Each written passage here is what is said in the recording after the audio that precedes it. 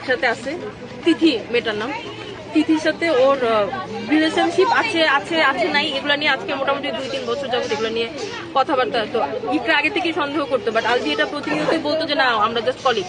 But recently Albi এটা স্বীকার করছে ইকরার কাছে যে আমি তোমার প্রতি আমার ফিলিংস নাই, আমার সাথে তিথির রিলেশন আছে, অ্যান্ড আমি তোমার সাথে আছি শুধুমাত্র রিজিকের জন্য। ওদের বাচ্চার নাম রিজিক। তিথির সাথে সবই ইকরা শুনছে, এন্ড ইকরা এগুলা নিয়ে কথাবার্তা, ইকরা এগুলা আমাদেরকে ফোন দিচ্ছে। আমরা আমাদের একটা গ্রুপ আছে যেখানে আমরা প্রতিনিয়ত কথা বলি, কানেক্টেড থাকি। ইকরা কান্নাকাটি করছে, আমরা ওরা বুঝাইছি। ইকরা রিসেন্টলি হচ্ছে আলবি শুটিং এ নেপালে গেছে, তিথিও গেছে, তিথিকে নিয়ে গেছে। আমরা স্পেসিফিক জানি না আজকে সকালে কি হয়েছে। গতকালকে আগের দিন ইকরা ফোন দিয়ে বলতেছে যে আমি ভিডিও কল করছিলাম, রিজিকের শরীরটা খারাপ, রিজিক ওর পাপার সাথে কথা বলতে চাই, ও ফোনটা পিক করতেছে না। তখন হচ্ছে ইকরা অনেক কান্নাকাটি করতেছিল যে ওই মেয়ের সাথে আসছে, আমি জানি ও কোন রুমে আছে, ডিলাক্স রুম সবই।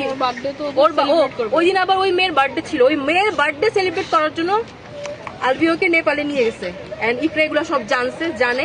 ইকরা তখন ওকে ভিডিও কল দিছে, আলবি ওকে স্ট্রেট বলছে যে তুমি আমাকে এখন ইচ্ছা করে মানে রিজিক অসুস্থ এটা বলে তুমি আমাকে মিথ্যা কথা বলতেছো, এখন আমাকে তুমি ডিস্টার্ব করতে চাচ্ছ। এগুলো নিয়ে ইকরাকে ও উল্টা ইয়ে। ইভেন ওই মেয়ে আলবির ওয়াইফের সাথে, হাজবেন্ড ওয়াইফের মধ্যে এগুলো নিয়ে ওই মেয়ে হচ্ছে পজিটিভ হয়ে ঝামেলা করে, তুমি তোমার বউয়ের সাথে কেন থাকো, এগুলো নিয়ে ওই মেয়ে আলবির সাথে ঝগড়া করে।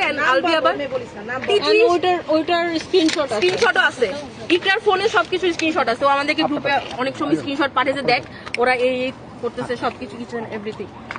আচ্ছা